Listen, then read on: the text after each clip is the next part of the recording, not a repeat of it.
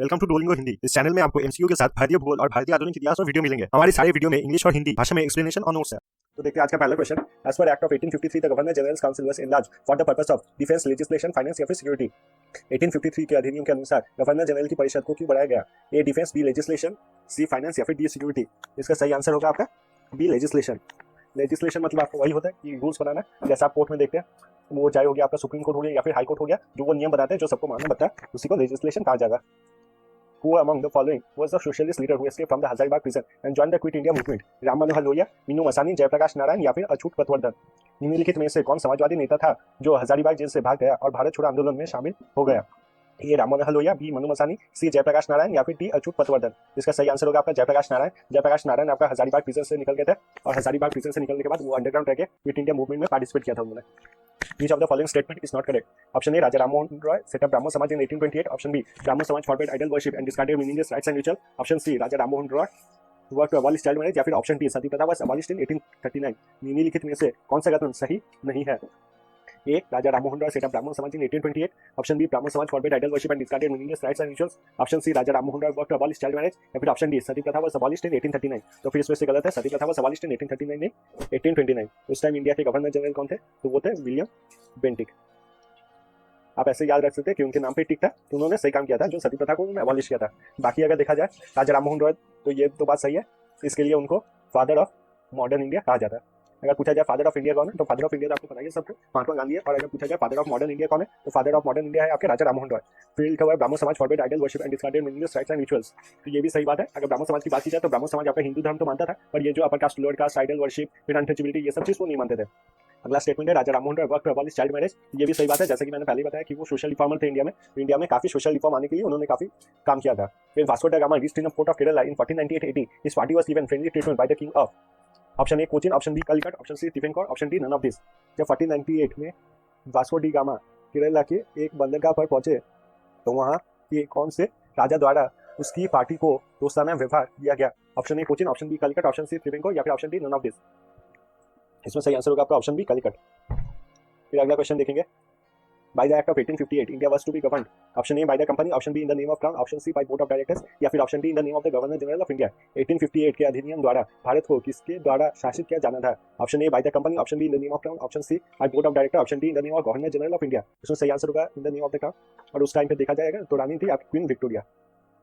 तो जो 1857 में आपको पता है कि रिवोल्ट हुआ था, फर्स्ट इंडिपेंडेंस वॉर भी जिसको बोला जाता है, सिपाही रिवोल्ट भी बोला जाता है, 1857 में जो हुआ था। फिर आपके जाके 1858 में जो इंडिया थी, जो under the east India company थी, वो चली गई directly under the British crown. पहले उसका गवर्नर जनरल था, पर जैसे वो अंडर द ब्रिटिश क्राउन चली गई, वहाँ पर हो गया वाइसरॉय। तो वाइसरॉय को डायरेक्टली रिपोर्ट करना पड़ता था आपकी क्वीन विक्टोरिया को। अगला क्वेश्चन देखेंगे। Who among the following resign from the membership of the viceroy's executive council as a protest against Jallianwala Bagh massacre.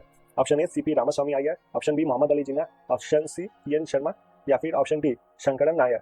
Jallianwala Bagh नरसंहार के विरोध के रूप में वाइसरॉय की कार्यकारी परिषद की सदस्यता से इस्तीफा देने वाले निम्न में से कौन थे?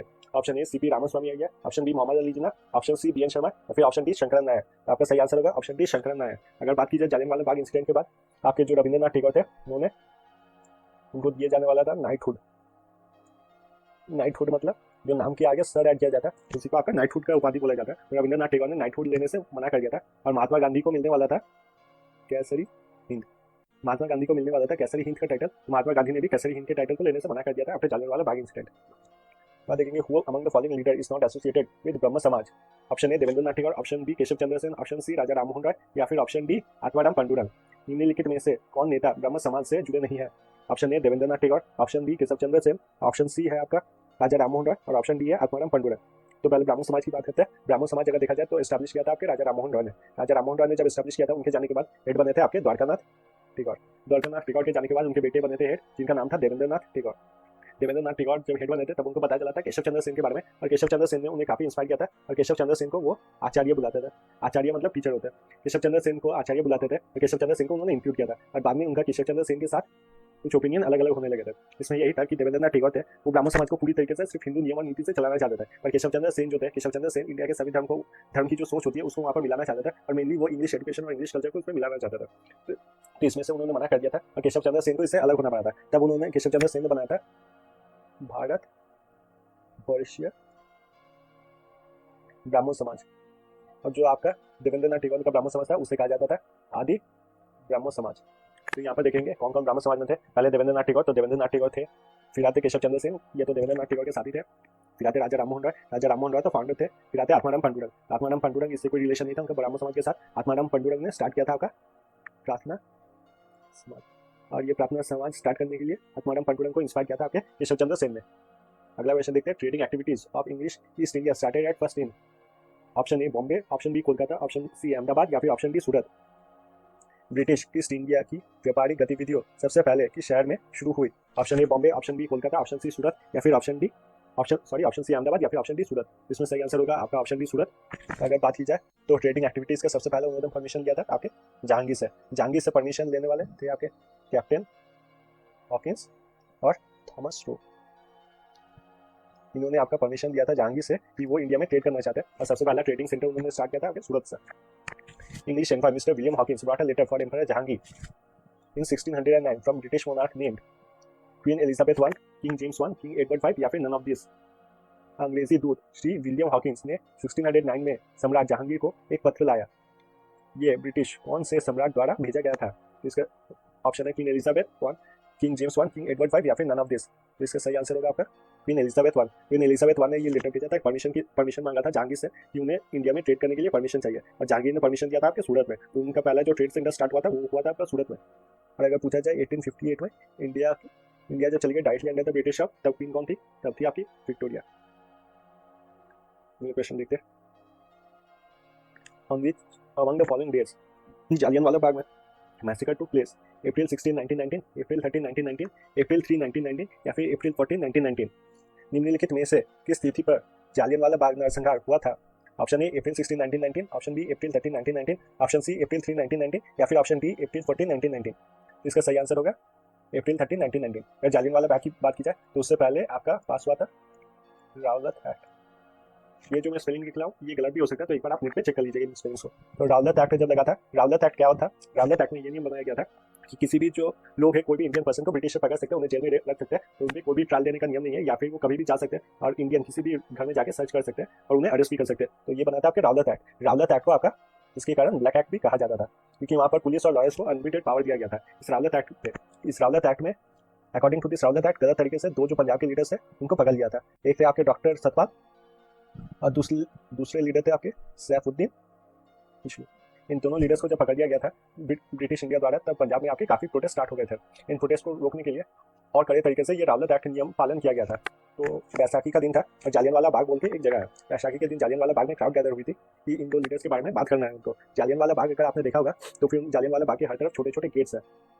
वहाँ पर ब्रिटिश इंडिया के जनरल डायर ने क्या किया था, सारे गेट्स बंद कर दिए थे और सिर्फ एक ही गेट खुला रखा था, जहाँ से ब्रिटिश इंडिया के जो आर्मी पर्सनल थे वो अंदर आ गए थे, और उन्होंने जो भी लोग थे अंदर उनके ऊपर फायर करना स्टार्ट कर दिया था। ये जो लोग थे इनमें से बच्चे बूढ़े सभी थे, तो उन सभी पे इन्होंने गोली चलाना स्टार्ट कर दिया था। ये गोली चलाना उन्होंने जब स्टार्ट किया था तब इंडिया के सभी लोग शॉक हो गए थे कि ब्रिटिश इतने निर्मम कैसे हो सकते हैं या फिर इतने क्रूएल कैसे हो सकते हैं। तो पूरी दुनिया को ये पता चला था जालियनवाला बाग, और ब्रिटिश के ऊपर काफी प्रेशर बना था। ब्रिटिश के ऊपर जब ये प्रेशर बना था तब ब्रिटिश दुनिया को दिखाना चाहती थी कि वो कितना सही है, तो वो एकदम सही तरीके से काम करती है। इसलिए उन्होंने एक कमेटी बैठाया ये दिखाने के लिए कि वो जनरल डायर पे अच्छे से मुकदमा करेंगे। ये मुकदमा कमेटी का नाम था आपका हंटर कमेटी। हंटर कमेटी में आपके 5 ब्रिटिशर्स और 3 इंडियंस थे। जो 3 इंडियन थे वो ब्रिटिशर्स के अंडर ही थे और ब्रिटिशर्स के ऊपर कुछ भी नहीं बोलते थे। हंटर कमेटी में पहला ये पाया गया कि जो जनरल डायर ने काम किया वो अंडर प्रेशर आके उन्होंने काम किया। सेकंड, ये काम करने से पहले उन्होंने परमिशन लिया था। और थर्ड, ये गोली चलाने से पहले उन्होंने सबको ये वार्निंग दिया था कि आप लोग यहाँ से चले जाओ। इसके खिलाफ आपके कांग्रेस ने भी एक कमेटी बनाया था और उस कमेटी का नाम था तहकीकात कमेटी। तहकीकात कमेटी का हेड अगर बोला जाए कांग्रेस में बनाया गया था, और तहकीकात कमेटी के हेड थे आपके मदन मोहन मालवीय।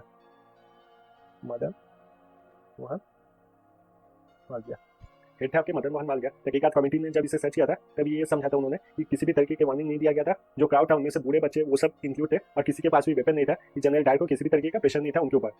और तीसरा, वो ये चाहते थे कि जनरल डायर को इंडिया की कोर्ट में प्रेजेंट किया जाए, तो इंडियन लॉ के हिसाब से उनके ऊपर पनिशमेंट दिया जाए। तो इनमें से कोई भी चीज ब्रिटिशर्स ने नहीं माना था, और उसके खिलाफ गांधी जी ने स्टार्ट किया था आपका non cooperation movement. Gandhi ji ने स्टार्ट किया था नॉन कॉपरेशन मूवमेंट, क्योंकि तहकीकात कमेटी की किसी भी सर्च को या किसी भी नियम को नहीं माना गया था बाय द ब्रिटिशर। तो ऐसे आपको पूरा इंडियन हिस्ट्री याद रखना होगा कि जितने भी इवेंट्स एक दूसरे से रिलेटेड है, तो आप एक सिंगल इवेंट को अगर अलग अलग तरीके से याद रखना चाहेंगे तो याद रखना काफी मुश्किल हो जाता है, और हर एक इवेंट को ऐसे एक दूसरे से रिलेट कर लेंगे तो आपके लिए याद रखना आसान होगा। The Ghadar party was founded at San Francisco USA by? Option A madam Bhikaji Cama, option B Lala Hardayal, option C Shyamji Krishna Varma या फिर option D both A and B above. Ghadar party की स्थापना नवंबर 1913 सन फ्रांसिस्को यूएसए किसके द्वारा की गई थी? Option A madam Bhikaji Cama, option B Lala Hardayal, option C Shyamji Krishna Varma, या फिर ऑप्शन डी बोथ यानी इसका सही आंसर होगा ऑप्शन बी लाला हरदयाल। तो इसके प्रेसिडेंट की अगर बात की जाए तो इसके प्रेसिडेंट थे आपके सोहन सिंह। अगर गदर पार्टी की एक इंपॉर्टेंट मेंबर की बात की जाए तो गदर पार्टी के एक बहुत इंपॉर्टेंट मेंबर थे आपके उधम सिंह, जिन्होंने ब्रिटेन में जाके डायर को गोली मार दी थी। गोली मार दी थी और गोली मारने की वजह से डायर मर गए थे। अब ये याद रखना जरूरी है कि उन्होंने जिसे गोली मारा था वो जनरल डायर नहीं थे, वो पंजाब के गवर्नर थे माइकल डायर, और जिसने जालियनवाला बाग में गोली चलाने की परमिशन दी थी वो था आपका रेगिनल डायर। तो माइकल डायर जो थे वो गवर्नर थे पंजाब के जालियनवाला बाग के टाइम पे, और माइकल रेगिनल डायर ने जो गोली चलाया था उसको इसने सपोर्ट किया था और ये बात बोला था कि इंडियंस को ये दिखाना होगा उनकी जगह क्या है। और रेगिनल डायर ने जो काम किया था वो ब्रिटिश साम्राज्य के लिए बहुत ही अच्छा, बहुत ही गर्व का दिन था। इसलिए उधम सिंह ने आके ब्रिटेन में जाके माइकल डायर को गोली मार दी थी। फिर आता था Poona pact was an agreement between option A Nehru and Ambedkar, option B Gandhi and Ambedkar, option C Mansingh and Ambedkar, या फिर option D Gandhi and Nehru. Poona pact एक समझौता था किसके बीच? Nehru and Ambedkar, option B Gandhi and Ambedkar, option C Mansingh and Ambedkar, या फिर option D Gandhi and Nehru. इसका सही आंसर होगा आपका गांधी एंड अम्बेडकर। अगर पूना पैक्ट की बात की जाए तो इससे पहले आप ये समझ लीजिए कि राउंड टेबल कॉन्फ्रेंस किया गया था। राउंड टेबल कॉन्फ्रेंस, ये राउंड टेबल कॉन्फ्रेंस 3 हुए थे, टोटल 3 हुए थे आपका 1930 में, 1931 और 1932 में। राउंड टेबल कॉन्फ्रेंस की बात की जाए तो खाली 1931 वाला गांधी जी ने अटेंड किया था और तीनों राउंड टेबल कॉन्फ्रेंस अटेंड किया था आपके डॉक्टर बी आर अम्बेडकर ने। राउंड टेबल कॉन्फ्रेंस क्या था? जो इंडियन लीडर्स थे और जो ब्रिटिशर्स थे वो एक साथ बैठते थे एक राउंड टेबल पे और वो इंडिया के लिए अच्छे के लिए बात करते थे। राउंड टेबल कॉन्फ्रेंस में ये किया जाता था कि जो डिफरेंट लीडर्स है, जो डिफरेंट कम्युनल लीडर्स है या जातिवाद के लीडर्स है, उन्हें एक टेबल पे लाया जाए और उनको एक दूसरे के खिलाफ परखाया जाए, क्योंकि आपको पता है ब्रिटिश का जो नियम था वो था डिवाइड एंड रूल का। तो यही काम किया गया था, इसके लिए बनाया गया था आपका राउंड टेबल कॉन्फ्रेंस। तो जो थर्ड राउंड टेबल कॉन्फ्रेंस था जो 1932 में हुआ था उसमें आपका मिला था कम्युनल अवार्ड, कम्युनल अवार्ड या फिर इसे मैकडोनल्ड अवार्ड भी कहा जाता है, क्योंकि मैकडोनल्ड ने ये नियम बनाया था। मैकडोनल्ड अवार्ड ये था कि जो लोअर कास्ट है, जो शेड्यूल कास्ट है, उनको ये परमिशन मिल गया था कि वो हिंदू से अलग इलेक्शन लड़ेंगे। तो ये चीज़ गांधी जी को बहुत बुरा लगा था और वो ये समझ गए थे क्योंकि शेड्यूल कास्ट बहुत ही बड़े पॉपुलेशन है और हिंदू में अगर डिवाइड करेंगे ब्रिटिशर्स तो ब्रिटिशर्स को हटाना बहुत ज़्यादा मुश्किल हो जाएगा। इसलिए गांधी जी ने आमरण अनशन स्टार्ट किया था। गांधी जी से उस वक्त पुणे के जेल में थे गांधी जी और उनसे मिलने गए थे आपके B R Ambedkar. B R Ambedkar से गांधी जी की बात बहुत टाइम तक बात होने के बाद ये डिसाइड हुआ था कि जो रिजर्व सीट था 70+ कुछ रिजर्व सीट था जो कम्युनल अवार्ड में मिला था उसे डबल से भी ज्यादा बढ़ा दिया जाएगा और जो वोटिंग करेंगे वो इंडियन सभी वोटिंग करेंगे, चाहे वो ब्राह्मण हो या फिर दूसरे कोई कास्ट का हो, सभी वोटिंग करेंगे। और जो रिजर्वेशन सीट था वो आपके 140+ रिजर्वेशन सीट था। तो यही साइन हुआ था आपके गांधी और अम्बेडकर में, गांधी और बी आर अम्बेडकर में, और इसी को आपका पूना पैक्ट कहा जाता है। अगला क्वेश्चन देखेंगे। The name of the operation started by the British government to arrest the leaders of quit India movement was option A operation zero render face, option B operation zero hour, option C operation thunderbolt, option D operation blue star. British सरकार द्वारा भारत छोड़ो आंदोलन के नेता को गिरफ्तार करने के लिए शुरू की गई ऑपरेशन का नाम था operation render paste, option B operation zero hour, option C operation thunderbolt, या फिर option D operation blue star. इसका सही आंसर होगा आपका ऑपरेशन थंडरबोल्ट। तो फिर अगर क्विट इंडिया मूवमेंट की बात की जाए, क्विट इंडिया मूवमेंट के पहले गांधी जी ने 2 और इंपॉर्टेंट मूवमेंट किया था। पहला था आपका नॉन कॉपरेशन मूवमेंट और दूसरा था आपका सिविल डिसोबीडियंस मूवमेंट। ये दोनों मूवमेंट जो गांधी जी ने स्टार्ट किया था, ये दोनों मूवमेंट को गांधी जी ने बीच में बंद कर दिया था। पहला ये नॉन कॉपरेशन मूवमेंट उन्होंने बंद किया था चौरी चौरा इंसिडेंट के बाद। जैसा कि पता है आपको, महात्मा गांधी पूरे वायलेंस के हमेशा खिलाफ थे। तो चौरी चौरा में क्या हुआ था, जब नॉन कॉपरेशन मूवमेंट अपने चरम सीमा पे था, चौरी चौरा जो उत्तर प्रदेश में एक छोटा सा गाँव है, वहाँ पर कुछ जो पुलिस ऑफिसर्स थे यहाँ प्रोटेस्टर्स पे अटैक करने लगे थे, लाठीचार्ज करने लगे थे। इससे जो प्रोटेस्टर्स थे काफी गुस्सा हो गए थे और 20-25 जो पुलिस ऑफिसर्स थे उनको पुलिस स्टेशन में बंद करके वहाँ पर आग लगा दिया था उन्होंने। इससे गांधी जी को बहुत दुख पड़ा था और नॉन कॉपरेशन मूवमेंट उन्होंने इसके बाद बंद कर दिया था। सिविल डिसोबीडियंस अगर बात की जाए तो सिविल डिसोबीडियंस मूवमेंट स्टार्ट हुआ था आपके डांडी मार्च से। सिविल डिसोबीडियंस मूवमेंट आपका एंड होने का वजह था आपका गांधी इरविन पैक्ट। जब ब्रिटिश गवर्नमेंट के साथ गांधी जी ने ये साइन कर दिया था गांधी इरविन पैक्ट, तब ये सिविल डिसोबीडियंस का जो मूवमेंट है ये रुक गया था after the Gandhi Irwin pact. इसके लिए जो इंडियंस है उनको गांधी जी पे भरोसा नहीं था, उनको ये लगता था गांधी जी जो भी मूवमेंट स्टार्ट करेंगे वो कुछ साल बाद या फिर कुछ देर बाद वो फिर बंद कर देंगे, जैसे ब्रिटिशर्स उनकी बात मानने लगे। इस बार ऐसा कुछ नहीं होगा, तो उन्होंने इसलिए बुलाया था quit India movement. Quit India movement जब उन्होंने बुलाया था तब उन्होंने ये बोला था डू और डाई। उन्होंने ये प्रॉमिस किया था कि ब्रिटिशर्स के साथ अभी वो कोई भी बात नहीं करेंगे और ब्रिटिशर्स के खिलाफ ये लड़ाई चलती रहेगी।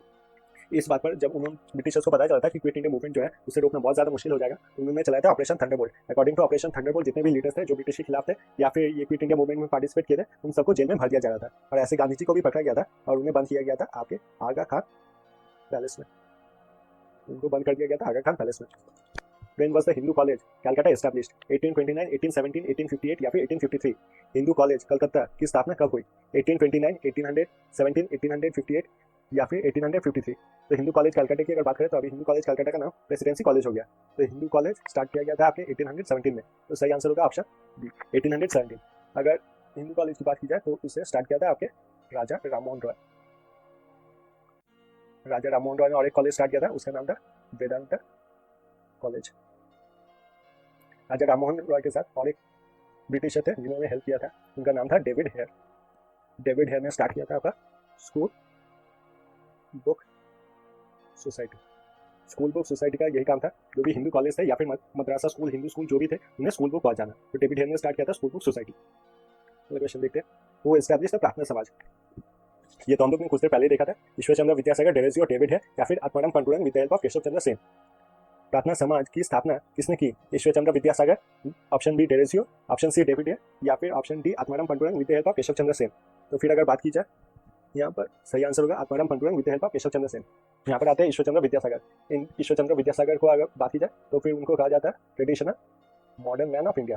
उन्हें कहा जाता था traditional modern man of India. अब ट्रेडिशनल क्यों कहा जाता था? ट्रेडिशनल उनको इसलिए कहा जाता था क्योंकि उन्होंने जो संस्कृत लैंग्वेज है उसमें काफ़ी बड़े विद्वान थे, और संस्कृत कॉलेज के प्रिंसिपल भी थे आपके ईश्वर चंद्र विद्यासागर। मॉडर्न इसकी बात की जाए तो जो महिलाओं पर अत्याचार होता था उनके खिलाफ वो हमेशा खड़े थे। जो विडो रीमैरिज एक्ट पास हुआ था, हिंदू विडो रीमैरिज एक्ट, जिसमें आपके ईश्वर चंद्र विद्यासागर का बहुत इंपॉर्टेंट रोल था।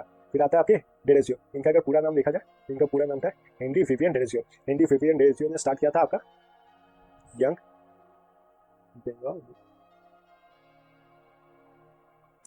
बंगाल मूवमेंट।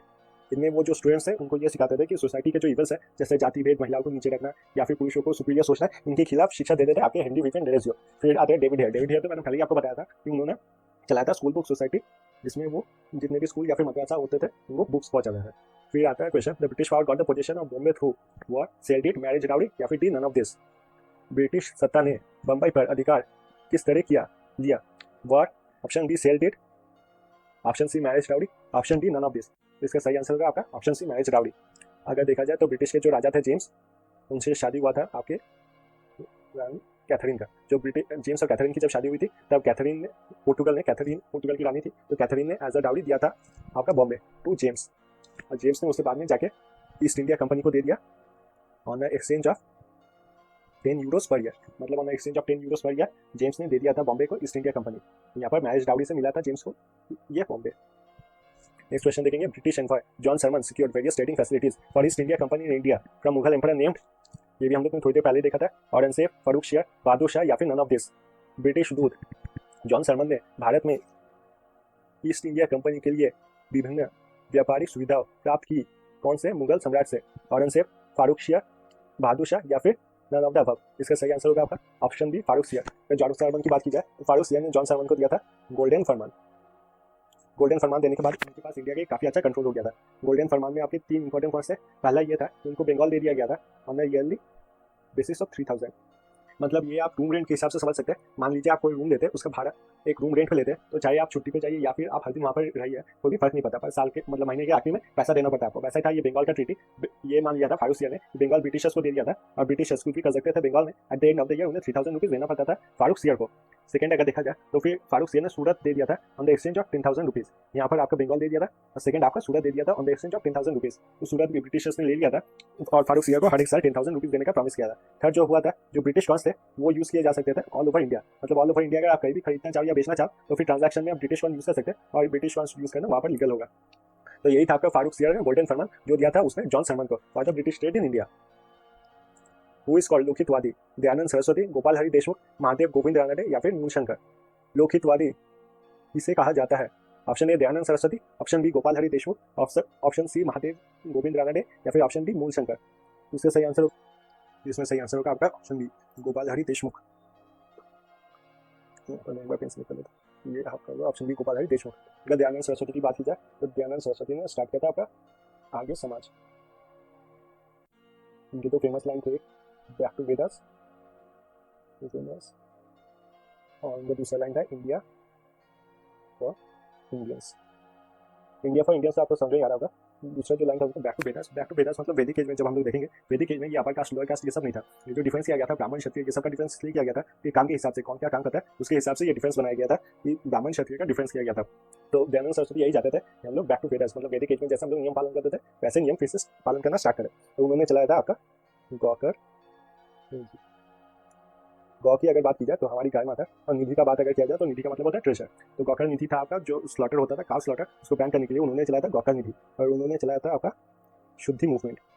शुद्धि मूवमेंट में जो हिंदू से बाकी रिलीजन में कन्वर्ट हो जाते थे, जिन्हें जो जबरदस्ती दूसरे रिलीजन में कन्वर्ट कर दिया जाता था, उनको कन्वर्ट करने से रोकने के लिए चलाया गया था शुद्धि मूवमेंट। और वो चाहते थे हिंदी को इंडिया का नेशनल लैंग्वेज बनाना।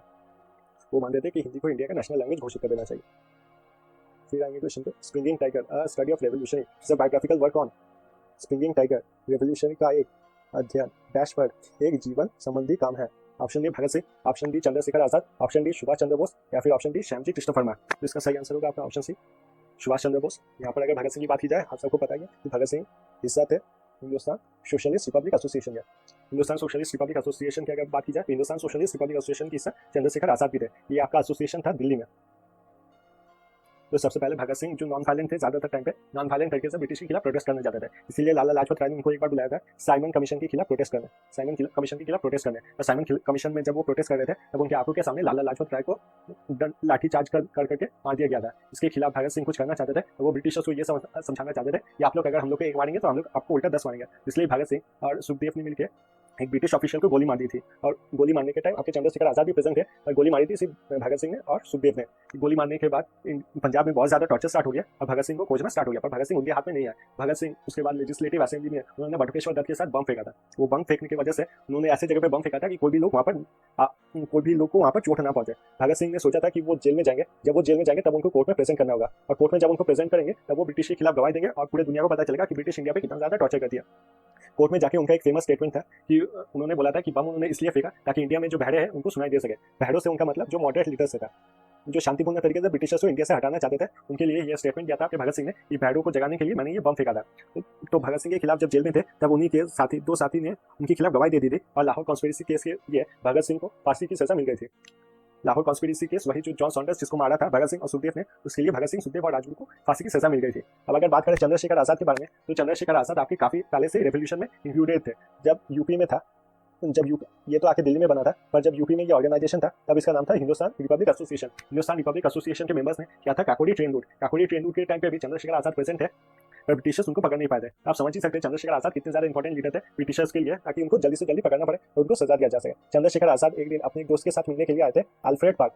अल्फ्रेड पार्क आके प्रयागराज में है, और अल्फ्रेड पार्क में जब चंद्रशेखर आजाद अपने दोस्त से मिलने के लिए आए थे, उस दोस्त ने उनको धोखा दे दिया था, तो ब्रिटिशर्स को बता दिया था कि चंद्रशेखर आजाद आने वाला है। चंद्रशेखर आजाद को पकड़ने के लिए पुलिस ने अपना 3 वैन भेजा था, जिसमें पुलिस ऑफिसर्स भरे हुए थे। तो चंद्रशेखर आजाद को जब पकड़ने आए थे, उन्होंने 5 पुलिस ऑफिसर्स को घायल किया था, और जब उनको पकड़ने गए थे और उनके पास बचने का कोई भी ऑप्शन नहीं था, तब उन्होंने सुसाइड कर लिया था। जो आखिरी गोली बचा था, उनसे खुद को गोली मार दी थी। चंद्रशेखर आजाद का अगर बचपन देखा जाए, तो 14 साल की उम्र में उनको पकड़ा गया था, रास्ते पे प्रोटेस्ट करने के लिए पकड़ा गया था, और उस टाइम पे पुलिस ऑफिसर्स को उन्होंने चैलेंज किया था कि अब चंद्रशेखर आजाद को कभी नहीं पकड़ा जा सकता है, कि मैं आजाद जन्मा था और एक दिन आजादी इस दुनिया से चला जाऊंगा।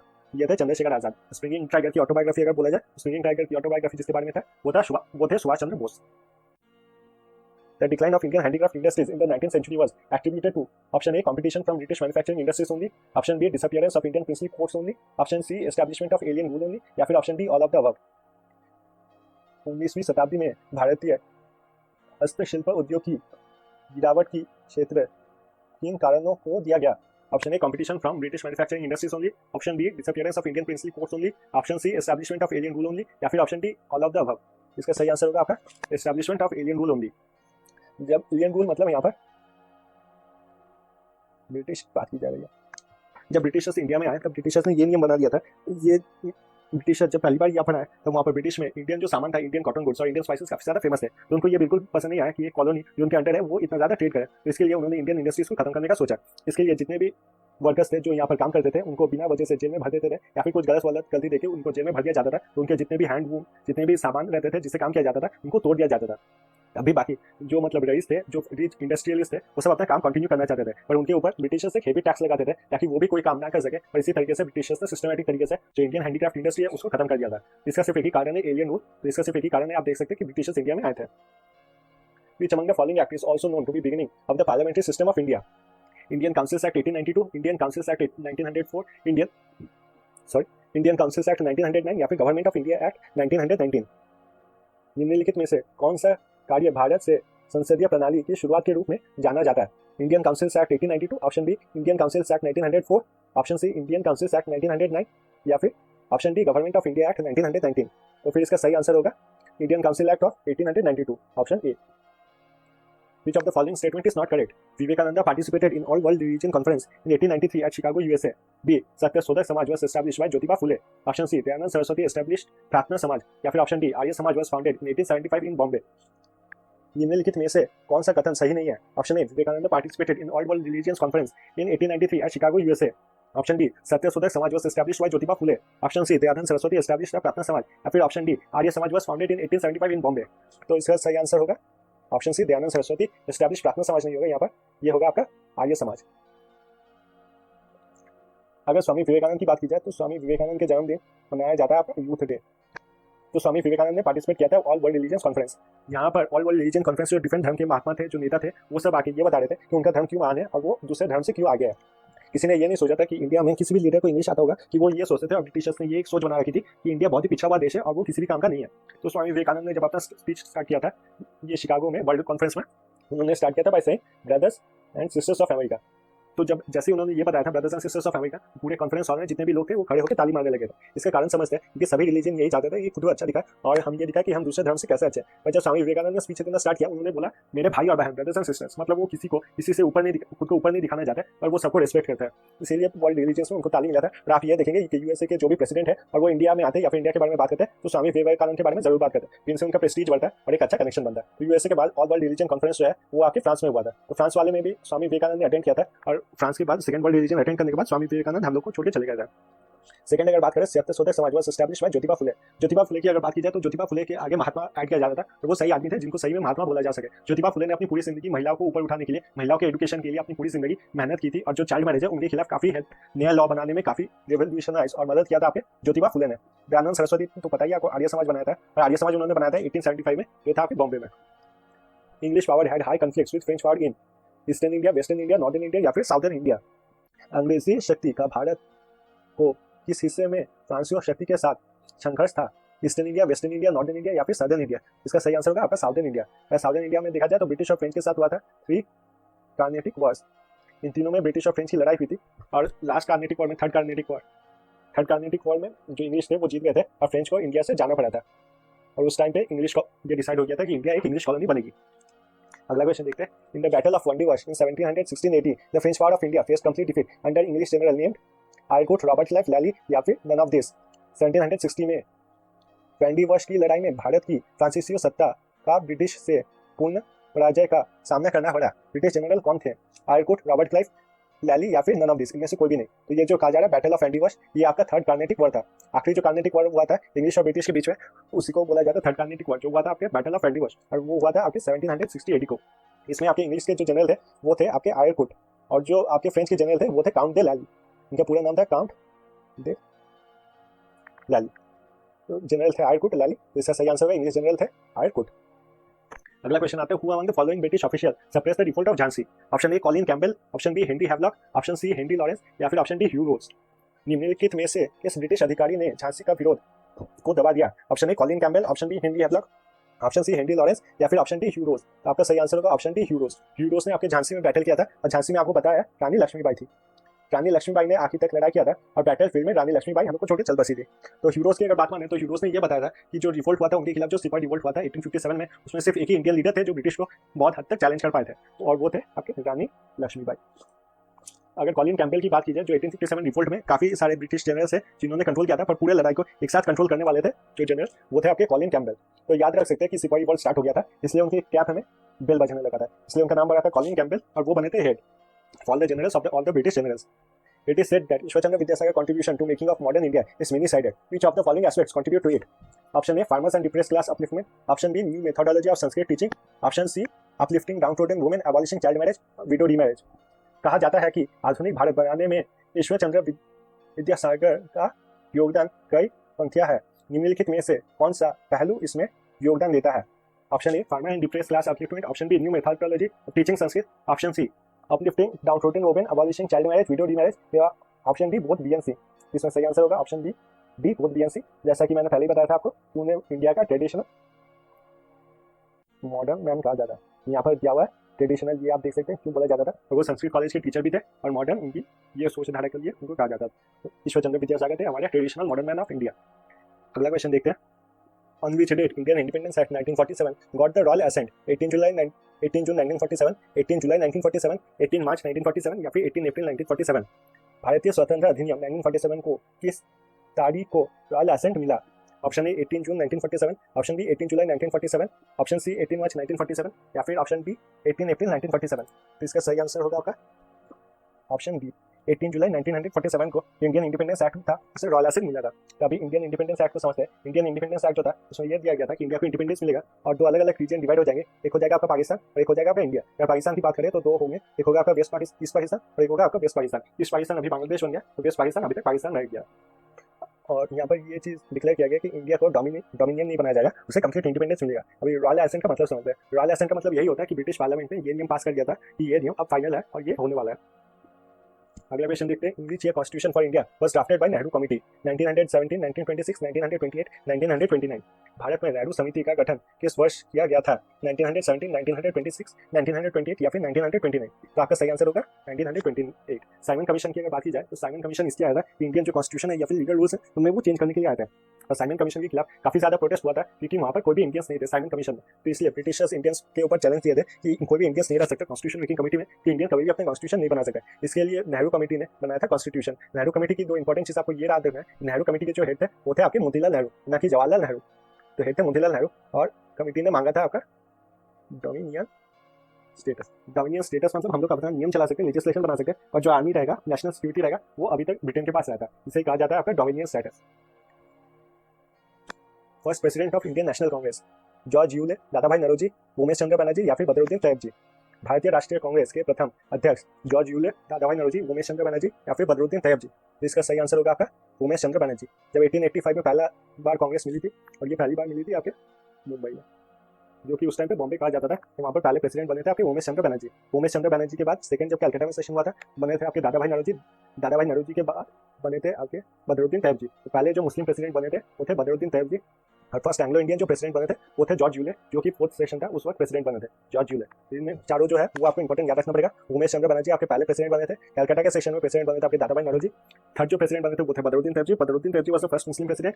और फोर्थ बने थे आपके जॉर्ज यूले। तो first Anglo Indian president of the Congress थे आपके George Yule. Which of the following was not contained in the TRIPS offer? A. Dominion status to India. B. Constituent Assembly. C. Control of defense of India by the Indian National Congress. Option D. Right to take part in the highest council. TRIPS प्रस्ताव में निम्नलिखित में से कौन सा समुचित नहीं था? Dominion status to India, Constituent Assembly, Control of defense of India by the Indian National Government, Right to take part in the highest council. इसका सही आंसर होगा Control of Defense, क्योंकि Dominion status मैंने जैसा कहा था कि लेजिस्लेचर या फिर जो भी नियम बनाना है वो सब वो बना सके, और जो नेशनल सिक्योरिटी था वो ब्रिटेन के पास ही रहता है। उसमें डोमिनियन स्टेटस देने वाले थे टिप्स ऑफर में, तो उसमें ये था, ये कभी नहीं हो सकता था कि कंट्रोल ऑफ डिफेंस। ये डोमिनियन स्टेटस में जो नेशनल आर्मी मैंने पहले ही बताया वो रहती है ब्रिटेन के पास, वो ब्रिटेन के पास रहता है, इसको कहते थे dominion status. The golden jubilee of Indian National Congress 1885 to 1935 fail 1935 which was observed during the session held at Karachi, Lucknow, Faizpur की नोवेल। 1935 में भारतीय राष्ट्रीय कांग्रेस की स्वर्ण जयंती जिस स्थान पर मनाया गया था? Option A Karachi, option B Lucknow, Faizpur या फिर नोवेल? तो आपका सही आंसर होगा ऑप्शन डी नोवेल। 1935 में अगर देखा जाए तो फिर कांग्रेस का कोई भी सेशन नहीं हुआ था, और इसलिए आंसर होगा आपका novel. Mahatma Gandhi had been joined in the Champaran struggle by Vallabh Bhai Patel and Vinoba Bhave. Option B Rajendra Prasad and Anuradha Nair Sinha. Option C Mahadev Desai and Maniben Patel. Option D Rajendra Prasad and Jawaharlal Nehru Mahatma Gandhi के साथ में चंपारण संघर्ष में शामिल हुए थे? Option A Vallabh Bhai Patel and Vinoba Bhave. Option B Rajendra Prasad and Anuradha Nair Sinha. Option C Mahadev Desai and Maniben Patel. Option D Rajendra Prasad and Jawaharlal Nehru. तो आपका सही आंसर होगा ये Rajendra Prasad, option D. Option D होगा आपका सही आंसर, राजेंद्र प्रसाद एंड जवाहरलाल नेहरू। और यहीं पे आप देख सकते हैं चंपारण स्ट्रगल के बाद आपका और एक स्ट्रगल में महात्मा गांधी ने पार्टिसिपेट किया था, वो था आपका खेड़ा स्ट्रगल। खेड़ा स्ट्रगल में उनको सपोर्ट किया था आपके वल्लभ भाई पटेल ने। यहाँ पर आप देख सकते हैं कांग्रेस की कोर कमेटी जो मेंबर थे, जिन्होंने कुछ लोग मिलकर पूरे जो कांग्रेस को चलाते थे, वो कमेटी यहीं पे बन गई थी। यहाँ पर राजेंद्र प्रसाद, जवाहरलाल नेहरू, वल्लभ भाई पटेल और महात्मा गांधी सभी प्रेजेंट थे। Theosophical society was started by whom and where initially? A.O. Hume in India, B. Blavatsky and Olcott in United States, C. M.G. Ranade in India, D. Mahatma Gandhi in South Africa। Theosophical समाज की शुरुआत किसके द्वारा और कहाँ से हुई थी? Option A Hume in India, option B Blavatsky and Olcott in United State, option C M G Ranade in India, option D Mahatma Gandhi in South Africa. तो आपका सही आंसर होगा ऑप्शन बी, यहाँ पर होगा madam Blavatsky and Olcott in United State. अगर theosophical society की बात की जाए तो थियोसॉफिकल सोसाइटी पहले स्टार्ट किया था मैडम ब्लेवस्की और ओलकॉट ने यूनाइटेड स्टेट्स में। हुआ among the following is the head of the theosophical society in India. इससे पहले हम लोग ने थियोसॉफिकल सोसाइटी किया था। थियोसॉफिकल सोसाइटी की अगर बात की जाए तो फिर यूएस में स्टार्ट हुआ था, पर इंडिया में मद्रास में वो आया था। और ये क्वेश्चन वही है कि head of the theosophical society in Madras कौन था। Option A Annie Besant, option B Madan Mohan Malaviya, option C Blavatsky, option D did not come to India. निम्नलिखित में से कौन भारत में थियोसॉफिकल समाज का प्रमुख है। Option A Annie Besant, option B Madan Mohan Malaviya, option C Blavatsky, option D did not come to India. इसका सही आंसर होगा आपका option A Annie Besant. In which relation Sirajuddaulah was related to Nawab Alivardi Khan? Son, B daughter son, C brother son या फिर none of this. Siraj-ud-Daulah के संबंध नवाब अलवर्दी खान से इस संबंध में था। ऑप्शन ए बेटे का बेटा, ऑप्शन बी बेटी का बेटा, ऑप्शन सी भाई का बेटा या फिर ऑप्शन डी इनमें से कोई भी नहीं। तो सही आंसर होगा डॉटर सन। कल अलवर्दी खान की बात की जाए, अलवर्दी खान की कोई भी बेटे नहीं थे, तो उनकी 3 बेटियां थी। 3 बेटियों में से जो बीच वाली है इसका बेटा था आपका सिराजुद्दौला, और सिराजुद्दौला बना था किंग। तो यहाँ पर होगा डॉटर सन थे आपके Sirajuddaulah. Who was the first president of All India Muslim League? Nawab Salimullah Khan, Khwaja Abdul Gani, M Shamsheer Ali या फिर आगा खान III। अखिल भारतीय मुस्लिम लीग के पहले राष्ट्रपति कौन थे? नवाब सलीमुल्लाह खां, ख्वाजा अब्दुल गनी, एम शमशीर अली या फिर आगा खान III। इसका जो सही आंसर होगा आदमजी पीरबॉय। आदमजी पीरबॉय प्रेसिडेंट बने थे आपके कराची के सेशन में, और ये 1907 में 29 दिसंबर 1997 में पहला जो सेशन हुआ था, और यहाँ पर प्रेसिडेंट बने थे आदमजी पीरबॉय। आदम जो आपके पहले प्रेसिडेंट बने थे कराची में ऑल इंडिया मुस्लिम लीग के। At which of the following session of Congress a resolution of Purna Swaraj was passed? Option A Bombay, option B Lucknow, option C Lahore, option D Karachi.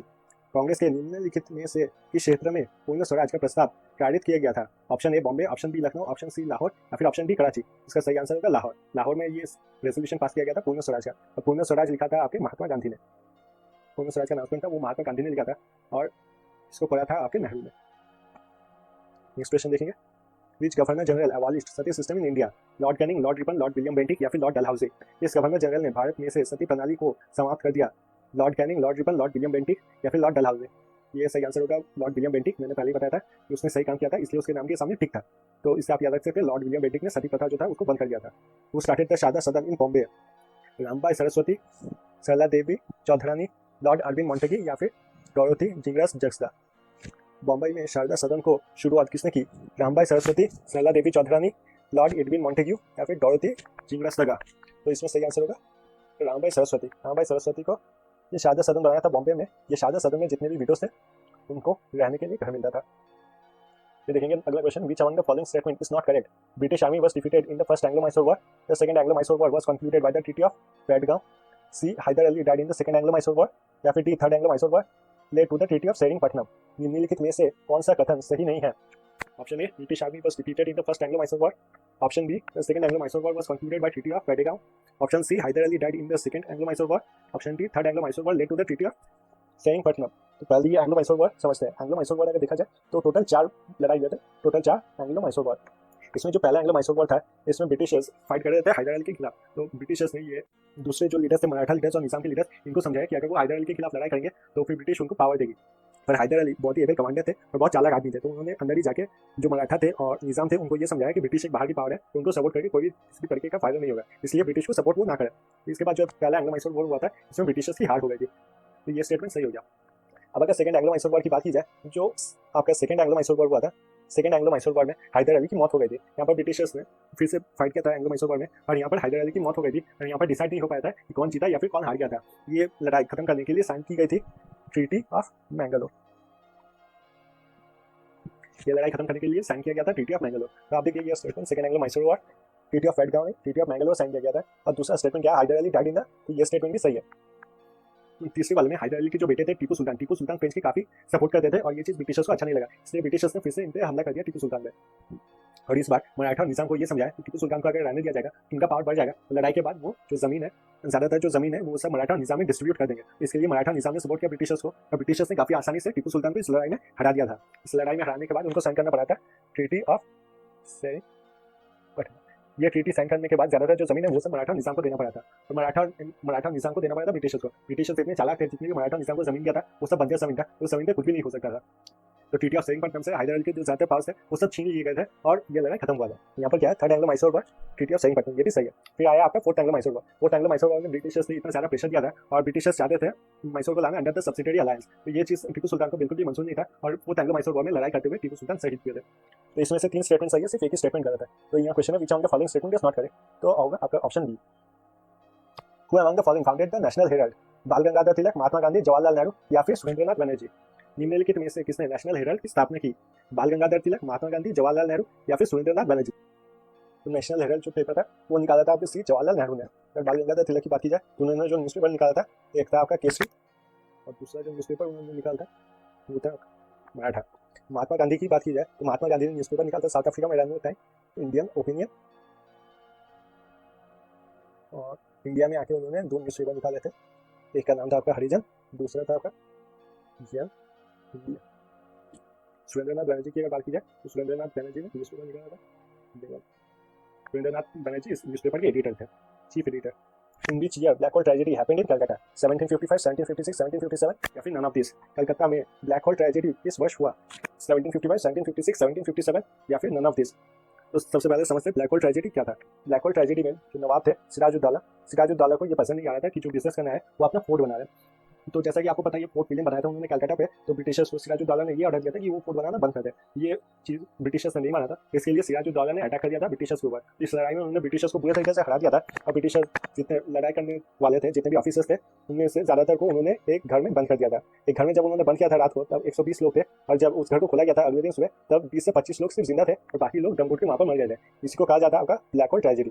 और ब्लैक होल ट्रेजेडी आपका हुआ था 1756 में। इसका सही आंसर होगा option B 1756। तो अगला क्वेश्चन देखते हैं। Who was the head of the English administration of Bengal when the Supreme Court of Calcutta was established? Calcutta के सर्वोच्च न्यायालय के संस्थापना के समय बंगाल के अंग्रेजी प्रशासन के प्रमुख कौन थे? Option A Robert Clive, option B Warren Hasting, option C Lord Cornwallis या option D none of the, मतलब इनमें से कोई भी नहीं। तो सही आंसर होगा आपका वारेन हेस्टिंग। वारेन हेस्टिंग्स थे पहले गवर्नर जनरल ऑफ बंगाल और उन्होंने खत्म किया था आपका ड्यूअल पॉलिटी।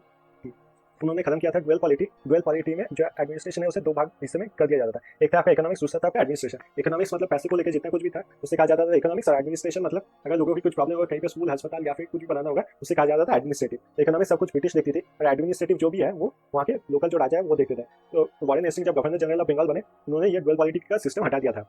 आप देख रहे हैं सुप्रीम कोर्ट बना था, तो सुप्रीम कोर्ट जब बना था तब लोगों को लगा था कि ब्रिटिश इंडिया में रूल्स एंड पॉलिटिक्स मान के फिर आई है और वो चाहती है इंडिया पे एक अच्छा लॉ सिस्टम बने। इसलिए जो नंद कुमार है उन्हें सुप्रीम कोर्ट पे बहुत ज्यादा भरोसा था और नंद कुमार ने कंप्लेन कर दिया था वारेन हेस्टिंग्स के खिलाफ। वारेन हेस्टिंग्स के खिलाफ उन्होंने कंप्लेन किया था कि वो जमींदार से पैसा लेते हैं और जो फार्मर्स के ऊपर टॉर्चर कर रहा है वो इग्नोर कर दे रहे हैं। तो सुप्रीम कोर्ट में उनकी एक भी बात नहीं सुनी गई थी और नंद कुमार को फांसी की सजा दी गई थी।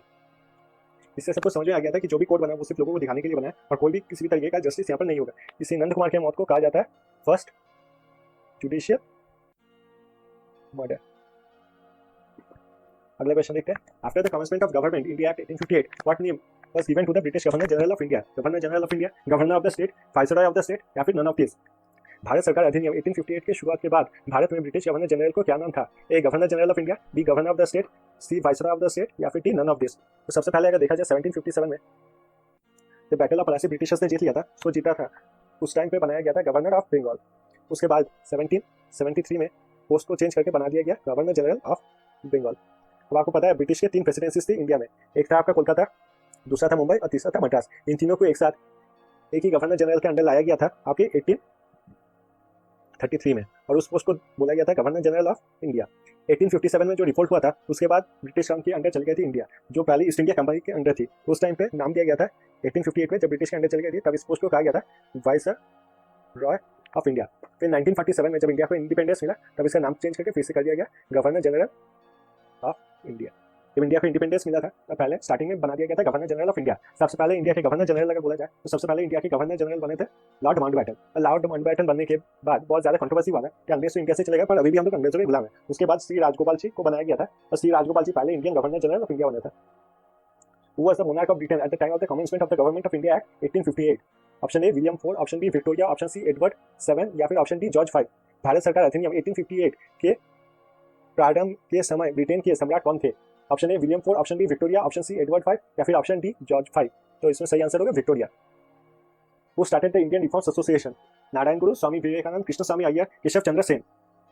भारतीय सुधार संघ की शुरुआत किसने की? नारायण गुरु, स्वामी विवेकानंद, कृष्ण स्वामी अय्यर या फिर केशव चंद्र सेन? तो इसका आंसर तो आप सबको पता होगा और ये मैंने पहले डिस्कस किया था सभी लीडर्स के बारे में, तो यहाँ पर फिर से डिस्कस नहीं करूंगा। तो इसका सही आंसर होगा ऑप्शन डी, केशव चंद्र सेन। तो उन्होंने ये बनाया था आपके 1870 में उन्होंने ये बनाया था इंडियन रिफॉर्म्स एसोसिएशन। फिर आज का आखिरी क्वेश्चन में आते हैं। On what charge was Khudiram Bose, a boy of 18, sentenced to death on April 30, 1908?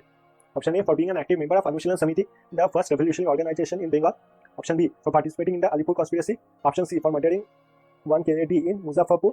Option D, for attempting to murder Kingsford, the chief presidency magistrate at Muzaffarpur, who had ordered severe flogging to some young men for minor offences. 18 साल के लड़के खुदीराम बोस को किस अपराध में 30 अप्रैल 1908 को मौत की सजा सुनाई गई थी? ऑप्शन ए, फॉर बीइंग, क्योंकि वो अनुशीलन समिति के एक मेंबर थे। ऑप्शन बी, अलीपुर कॉन्स्पिरेसी में उनका नाम था। ऑप्शन सी, केनेडी नाम के व्यक्ति को उन्होंने मुजफ्फरपुर में मार दिया था सॉरी।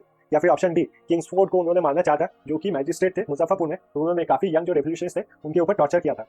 इसका सही आंसर होगा ऑप्शन डी, मुजफ्फरपुर में किंग्सफोर्ड नाम के जो चीफ प्रेसिडेंसी मैजिस्ट्रेट थे उन्होंने जो रेवोल्यूशनिस्ट थे उनके ऊपर काफी ज्यादा टॉर्चर किया था और उनको काफी गलत नियम से जेल में भरते रहे। इसलिए खुदीराम बोस ने उनको उनकी जान लेने के लिए अटेम्प्ट किया था। और खुदीराम बोस ने जब उनके ऊपर बम फेंका था तब उस कैरेज में कैरेज आपको पता ही है, जो पहले के दिन में घोड़े चलाते थे और घोड़ों के पीछे जो कैरेज, कैसे समझाऊं आपको, कैरेज मान लीजिए ऐसे घोड़े थे और घोड़े के पीछे एक बंधा हुआ रहता था, जैसे पहले के दिन में उसी को बोला जाता था कैरेज के ऊपर बम फेंका था खुदीराम बोस और उनके साथ उनके रेवोल्यूशनरीज थे और एक जन खुदीराम बोस और उनके दोस्त जो रेवोल्यूशन कर रहे थे प्रफुल्ल चाकी, उन्होंने कैरेज पे बम फेंका था। पर वो बम जब फेंका था उस टाइम कैरेज पे वो मुजफ्फरपुर के प्रेसिडेंसी के मैजिस्ट्रेट नहीं थे, किंग्सफोर्ड नहीं थे, और उनके जगह पे 2 महिला थी, तो दोनों महिला की जान चली गई थी। इसके बाद काफी सर्च किया गया था और प्रफुल्ल चाकी ने खुद को मार दिया था। बाकी खुदीराम बोस को पकड़ लिया गया था और उनको जेल में भर के बाद में फांसी दी गई थी। तो वो सबसे यंग इंडियन बने थे, उनको फांसी दी गई थी। अब बात करते हैं अनुशीलन समिति के बारे में। ये अनुशीलन समिति के बारे में बात करने के लिए एक नया स्लाइड लेना होगा, काफी लंबा है। अब अगर अनुशीलन समिति की, यहाँ पर पेन सेलेक्ट करना होगा, हाँ सही। अनुशीलन समिति की अगर बात की जाए, अनुशीलन समिति बंगाल में स्टार्ट हुआ था। इसका 2 ब्रांच था, एक था आपका ढाका में और एक था आपका कोलकाता में। कोलकाता का जो ब्रांच था उसके मेन हेड बने थे श्री अरविंद घोष और इसके काफी सारे मेंबर थे, जैसे सचिंद्रनाथ सान्याल बने थे इसके मेंबर। फिर स्वामी विवेकानंद के जो भाई थे वो भी इसके मेंबर थे अनुशीलन समिति के। तो अनुशीलन समिति हमेशा ये मानता था कि ब्रिटिशर्स को इंडिया से जब हटाना है तो उन्हें रेवोल्यूशन करना होगा, तो देश के लिए अपनी जान देना होगा। यही था अनुशीलन समिति का मेन मोटो। अनुशीलन समिति ने काफी कंस्पिरेसी केस और काफी ब्रिटिशर्स को मारा था, इसलिए अनुशीलन समिति के खिलाफ, अनुशीलन समिति को पकड़ने के लिए बंगाल में CID स्टार्ट किया गया था। CID जब स्टार्ट किया गया था, अनुशीलन समिति के ऊपर काफी ज्यादा प्रेशर बना था और अनुशीलन समिति के काफी लीडर्स को पकड़ भी लिया गया था। इसलिए अनुशीलन समिति बाद में चली गई थी उत्तर प्रदेश जाके इसका नाम बन गया था हिंदुस्तान रिपब्लिक एसोसिएशन। और इसके जो हेड थे वो बने थे सचिंद्रनाथ सान्याल, जो पहले आपके अनुशीलन समिति के मेंबर थे। हिंदुस्तान रिपब्लिक एसोसिएशन जब कमेटी बना था, हिंदुस्तान रिपब्लिक एसोसिएशन की भी वही सोच थी कि इंडिया में रेवोल्यूशन करना होगा। इसके लिए उनको पैसे चाहिए था और पैसे के लिए उन्होंने काकोरी ट्रेन लूट केस किया था। काकोरी ट्रेन लूट केस करने के बाद फिर से ब्रिटिशर्स के ऊपर काफी बदनामी हुई थी और ब्रिटिशर्स ने इसके लिए जो हिंदुस्तान रिपब्लिक एसोसिएशन के सारे मेंबर्स को पकड़ने के लिए बहुत ज्यादा प्रेशर दिया था और ज्यादातर मेंबर्स को पकड़ लिया था। पर वहां से बच निकले थे आपके चंद्रशेखर आजाद बच निकले थे। फिर वो चले गए थे दिल्ली में जाके वो भगत सिंह के साथ मिले थे और भगत सिंह के साथ स्टार्ट किया था उन्होंने हिंदुस्तान सोशलिस्ट रिपब्लिक एसोसिएशन। सोच वही और नाम से बदल गया था। वो भी रेवोल्यूशन करके इंडिया को आजादी देना चाहते थे और इंडिया के लिए आपको पता है इन सभी लीडर्स ने अपनी जान भी दी थी। तो ये बाद में आप देखते हैं कि भगत सिंह को फांसी की सजा मिल गई थी और जब चंद्रशेखर आजाद को पकड़ने का ट्राई किया था ब्रिटिशर्स ने, तब अल्फ्रेड पार्क में उन्होंने खुद को गोली मार दिया था। यह था अनुशीलन समिति के पूरे हिस्से। अनुशीलन समिति इतना वायलेंस में बिलीव करती थी, इसके लिए गांधी जी और कांग्रेस के काफी लीडर्स उनको हमेशा खराब बोलते थे और अनुशीलन समिति के जितने भी मेंबर्स हैं उनको गांधी जी भटके हुए नौजवान कहते थे, क्योंकि वो समझते थे कि एज अ पीस प्रोटेस्ट करके सिर्फ इंडिपेंडेंस लाया जा सकता है और कोई भी दूसरा रास्ता जो फॉलो करता है वो गलत चीज है। तो आज के वीडियो के लिए बस इतना ही। अगर आपको वीडियो अच्छा लगा तो काइंडली लाइक कीजिए, मेरे चैनल को सब्सक्राइब कीजिए, इससे मुझे काफी सपोर्ट मिलता है। ये पहला पार्ट था और इसके बाद और भी 2 पार्ट्स आने वाले हैं मॉडर्न हिस्ट्री का MCQ क्वेश्चन, जो मैं बहुत ही जल्द अपलोड कर लूंगा। और ये वीडियो देखने के लिए थैंक यू सो मच। मिलेंगे अगले वीडियो में।